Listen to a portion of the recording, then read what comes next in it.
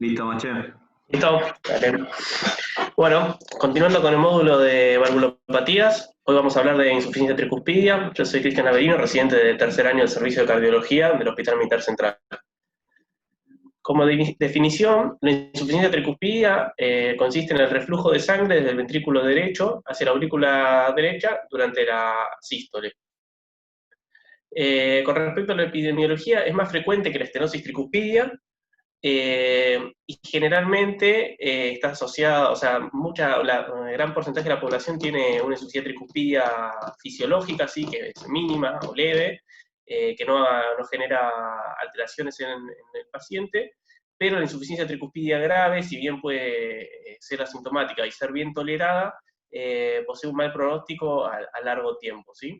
Independientemente de lo que es la función sistólica biventricular, si hay presencia o no de hipertensión pulmonar o alteraciones o algún tipo de arritmia, ya independientemente de eso, una insuficiencia tricuspidia severa tiene mal pronóstico. Y con respecto a lo que es la etiología, al igual que en la insuficiencia mitral, que ya vimos en clases previas, la podemos dividir en dos grupos, ¿sí? Primaria, u orgánica, que es la que afecta principalmente cualquier componente del aparato valvular, o secundaria, que sería funcional.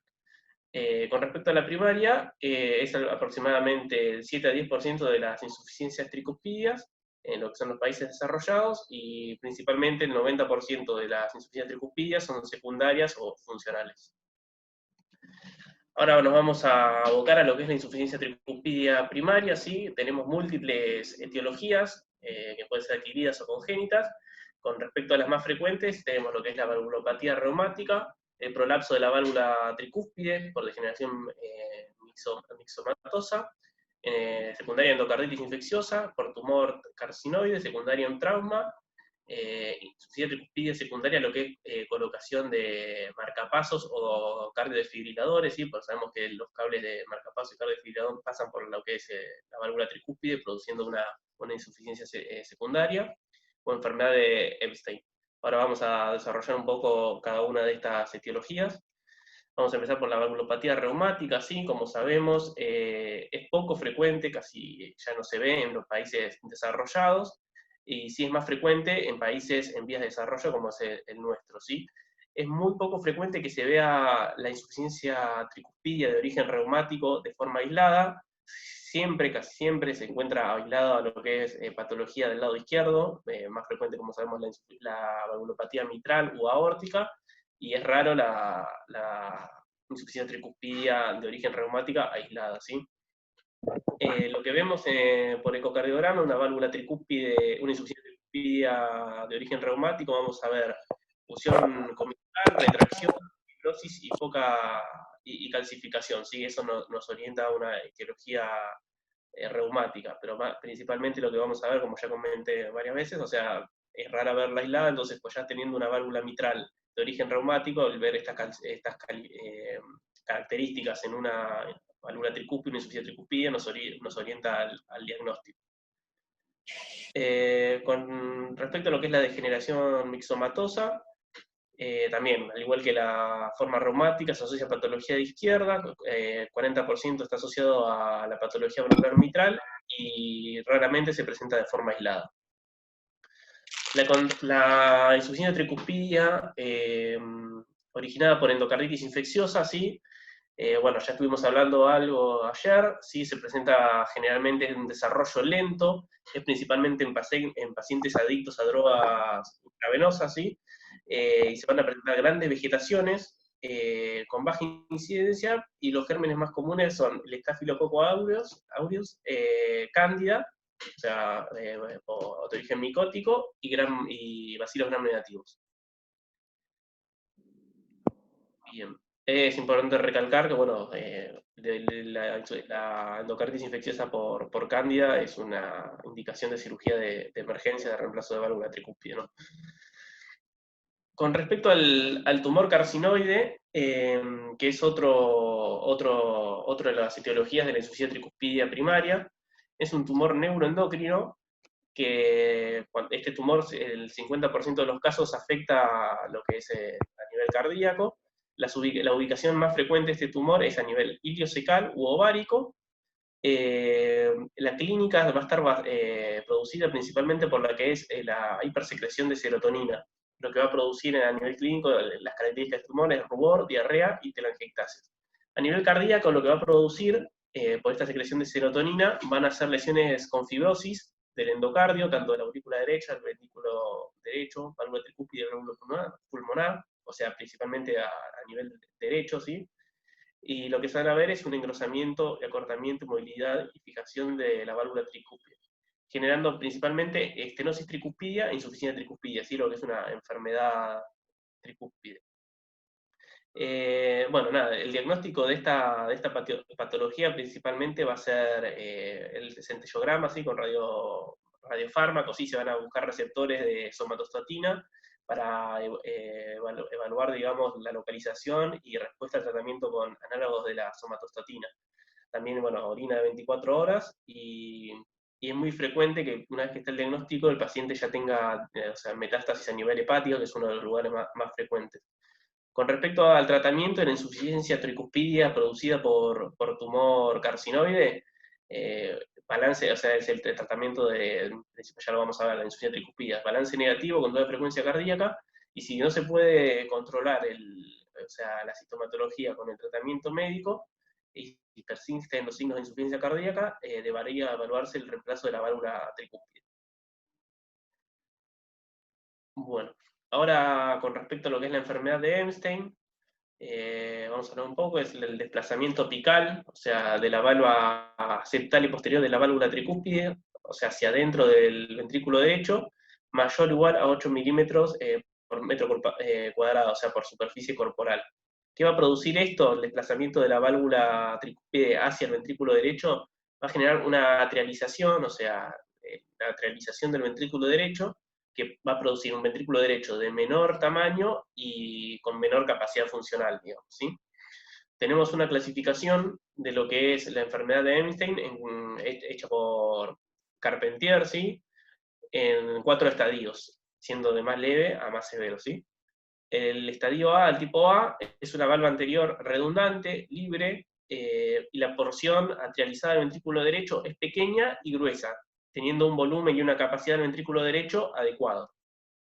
La tipo B, lo que vamos a ver es que la valva anterior sigue siendo redundante y libre, pero lo que vamos a ver es que la porción atrializada del ventrículo derecho va a ser mayor con respecto al estadio previo, al tipo previo, perdón, y va a ser más grande y no contráctil. Y vamos a ver que el volumen del ventrículo derecho va a ser más pequeño. Con respecto al tipo C, la valva anterior va a estar, es redundante y va a estar adherida a la pared libre del ventrículo derecho. La porción atraviesada va a ser más grande y delgada, no contráctil, y el volumen del ventrículo derecho es inadecuado. Y por último, el tipo D, vamos a tener igual al tipo previo, pero además van a estar adheridas a la pared, la valva septal y posterior también van a estar adheridas, y el volumen del ventrículo derecho también es inadecuado. Acá tenemos una ilustración, ¿sí? De los 4 tipos de la anomalía de Einstein, ¿sí? Siendo el A más leve, vemos que el ventrículo derecho tiene mayor, o sea, hay una porción pequeña de lo que es la parte que está atrializada del ventrículo derecho, y a medida que pasan los tipos, vemos el 4D que ya es muy grande, es una atrialización completa, o sea, el ventrículo derecho y la aurícula derecha están como unidas y forman una única cavidad que sería una aurícula derecha gigante, por así decirlo, ¿sí? Bien, ¿con qué se puede asociar la enfermedad de Epstein? Principalmente con varias anomalías congénitas, como es la comunicación interauricular, el foramen oval permeable, la estenosis pulmonar, la comunicación interventricular y la endomiocardiofibriosis. Además, el 39% se asocia con patologías del ventrículo izquierdo, con miocardio no compacto, disfunción sistólica o diastólica, y prolapso de la válvula mitral o válvula aórtica bicúspide. También es importante que tiene bastante asociación con el síndrome de Wolff-Parkinson-White entre un 10 y un 20%. En estos pacientes la cirugía, digamos, está indicada únicamente en pacientes que presentan cianosis y insuficiencia cardíaca grave, digamos. Bien, Ahora ya terminando con lo que es la insuficiencia tricuspidia de origen primario, vamos a hablar de lo que es la insuficiencia tricuspidia secundaria, ¿sí? Que sería la insuficiencia tricuspidia funcional. Esta se va a producir principalmente por lo que es una dilatación anular secundaria a sobrecarga de presión o de volumen del ventrículo derecho, y como dijimos previamente, principalmente esta va a ser la mayoría, ¿sí?, de las insuficiencias tricuspidias. Cerca del 90% de las insuficiencias tricuspidias son secundarias o funcionales. Principalmente la sobrecarga de presión del ventrículo derecho va a ser secundaria a hipertensión pulmonar. Pero esta hipertensión pulmonar secundaria a enfermedad de cavidades izquierdas, ¿sí? Y de manera excepcional va a estar producida por cor pulmonar, hipertensión arteria pulmonar de origen idiopático, o sobrecarga de volumen del ventrículo derecho. Que la sobrecarga del volumen del ventrículo derecho puede ser por defectos septales o auriculares, retorno venoso anómalo de las venas pulmonares o una insuficiencia pulmonar. La fisiopatología de la insuficiencia tricuspidia secundaria, lo que vamos a ver, como dijimos, ¿sí? Principalmente en la mayoría de los casos va a estar producida por enfermedades del lado izquierdo, ya sea una disfunción del ventrículo izquierdo o enfermedad propia de la válvula mitral, o enfermedad coronaria que van a generar estenosis o insuficiencia mitral. Esto que va a generar es aumento de presión en la aurícula izquierda, de forma retrógrada o congestión pulmonar, que a la larga va a producir hipertensión pulmonar. Eso va a producir sobrecarga de presión y volumen en el ventrículo derecho, de presión principalmente, lo que va a generar una dilatación y difusión del ventrículo derecho, que a su vez va a producir una dilatación del anillo tricuspidio. Y esto es lo que va a generar la insuficiencia tricuspidia secundaria. O, como comentamos, en menor medida y de forma excepcional también se produce por enfermedad pulmonar, ¿sí? Hipertensión pulmonar de arteria pulmonar idiopática o cor pulmonar. Lo que se va a producir es el trending de la válvula tricuspidia, que esto es un parámetro que medimos por ecocardiograma, que nos va a indicar, digamos, la severidad de la insuficiencia tricuspidia, ¿sí? Se mide en 4 cámaras, se va a medir un triángulo, ¿sí? Que va a medir está formado, digamos, en 4 cámaras por las valvas visibles de la tricúspide y una línea imaginaria que pasa por el anillo tricuspidio. Se va a medir un triángulo y se va a medir lo que es la longitud de tracción. Si es mayor a 0,76 centímetros o un área mayor a 1,63, tiene alta sensibilidad y especificidad esta medición de que es una insuficiencia tricuspidia grave, ¿sí? Bien. Con respecto a la clínica de la insuficiencia tricuspidia, vamos a tener sintomatología así de falla cardíaca derecha, ¿sí? Como sabemos, va a ser principalmente síndrome de congestión, vamos a tener reflujo hepatoyugular presente, vamos a tener un soplo regurgitante, diastólico en mesocardio, edema de miembros inferiores, asítico o incluso a las arcas, de acuerdo a la severidad. Obviamente, en pacientes que vienen de insuficiencia tricuspidia secundaria, producida por fallas del lado izquierdo, principalmente el paciente va a consultar, digamos, por sintomatología de falla de ventrículo izquierdo, ¿sí? Con disnea y congestión pulmonar. Cuando ya la insuficiencia tricuspidia es más marcada, se ven también la sintomatología de falla del lado derecho. Bueno, el diagnóstico, como en todas las valvulopatías, el gold estándar es el ecocardiograma Doppler.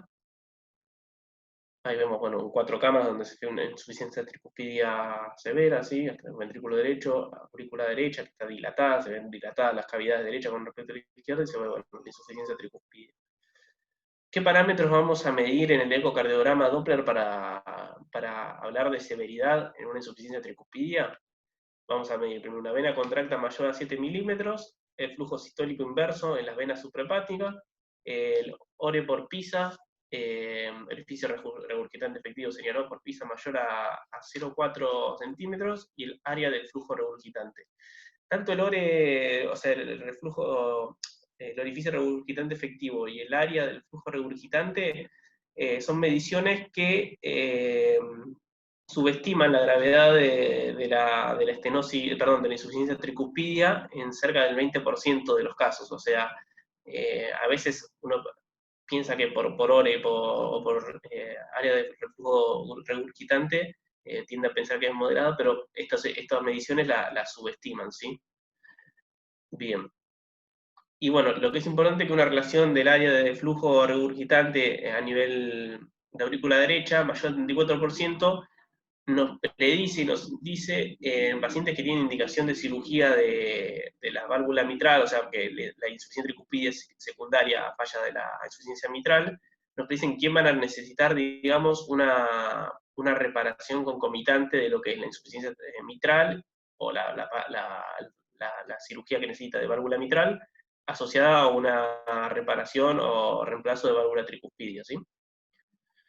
Con respecto a lo que es la vena contracta, es una medición sencilla de obtener y se correlaciona mejor con la gravedad de la insuficiencia tricuspidia. Sabemos que una vena, como dijimos, mayor a 7 milímetros identifica una insuficiencia tricuspidia grave, y otra medición, bueno, el flujo inverso a nivel de la vena suprahepática. Y con respecto a las indicaciones de tratamiento de la insuficiencia tricuspidia, esto es el cuadro de la guía de la SAC del 2015 de valvulopatías. Bueno, obviamente el tratamiento médico en pacientes sintomáticos, con diuréticos, inhibidores de la enzima convertidora de angiotensina, es el tratamiento de elección, sí, principalmente porque bueno, el paciente o sea, va a tener disminuido, activado, perdón, el sistema renina angiotensina-aldosterona, por eso se demostró bueno, que los inhibidores de enzima convertidora de angiotensina son efectivos, pero tenemos que tener cuidado en los pacientes que van a recibir IECA, que ya los pacientes con insuficiencia tricuspidia tienen el volumen, el gasto cardíaco disminuido, y está disminuido también lo que es la perfusión renal. Por eso al aumentar, usar los IECA tenemos que tener, digamos, cuidado. Después en pacientes está indicada la plástica o reemplazo tricuspidio en pacientes con insuficiencia tricuspidia grave y sintomático. También está indicada la plástica o la insuficiencia tricuspidia, ¿sí? En pacientes con insuficiencia tricuspidia grave y asociado que tengan pacientes, o sea, indicación quirúrgica de la válvula mitral. Esas son la indicación 1, o sea que es obligatorio hacerlo, o sea, es indicación hacerlo. Y ahora, con respecto a lo que es la 2A, los pacientes está indicada la plástica tricuspidia en pacientes que tienen una insuficiencia tricuspidia moderada, pero tienen una dilatación del anillo mayor a 40 milímetros o mayor a 21 milímetros indexado a superficie corporal, ¿sí? 21 milímetros sobre el metro cuadrado. Y indicación de reemplazo de válvula mitral. Bien, bueno, después como vimos también está indicada la plástica tricuspidia. Generalmente la plástica tricuspidia lo que se hace es la anuloplastía, o sea, digamos, una plástica para disminuir lo que es el anillo tricuspidio, ¿sí? Y está indicado en pacientes con insuficiencia tricuspidia moderada y que vemos el tapering de la válvula tricuspide mayor a 1 centímetro y que tengan indicación quirúrgica. Después está indicada la plástica o el reemplazo tricuspidio en insuficiencia tricuspidia grave, luego la cirugía mitral con insuficiencia cardíaca derecha, o sea, que evolucione con insuficiencia cardíaca derecha en el postoperatorio o en el seguimiento, y que con el seguimiento se evalúe dilatación progresiva del ventrículo derecho. Esto lo comenté, pero bueno, se vio que en los pacientes que tienen insuficiencia tricuspidia grave o moderada y tienen una indicación de cirugía de reemplazo de válvula mitral, o sea que se van a operar por una cirugía de reemplazo de válvula mitral, es indicación, digamos, tratar siempre la insuficiencia tricuspidia grave o moderada, porque por más que sea de origen secundario, ¿no? Porque por más que se repare la válvula mitral o se reemplace, se vio que eso no detiene, digamos, en el seguimiento la insuficiencia tricuspidia, o sea, es indicación, digamos, en el mismo acto quirúrgico, reparar la insuficiencia tricuspidia conjunto a lo que es la cirugía de la válvula mitral. Y después, por último, para ver las indicaciones de la Sociedad Europea de Cardiología en la guía del 2017, tenemos arriba, que bueno, justo se tapa, pero se ve las recomendaciones con respecto al tratamiento de la insuficiencia tricuspidia primaria.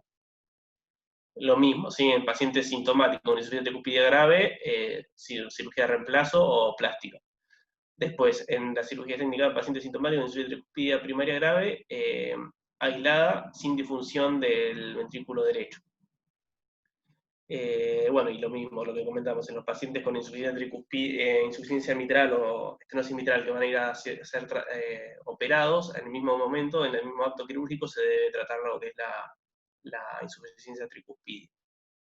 Bueno, y bueno, con respecto a la indicación de insuficiencia tricuspidia secundaria, lo mismo, los pacientes con dilatación, con insuficiencia tricuspidia secundaria grave que van a someterse a cirugía de la válvula izquierda, se realiza la plástica tricuspidia.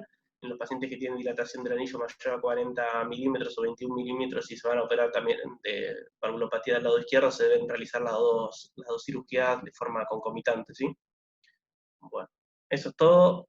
Muchas gracias.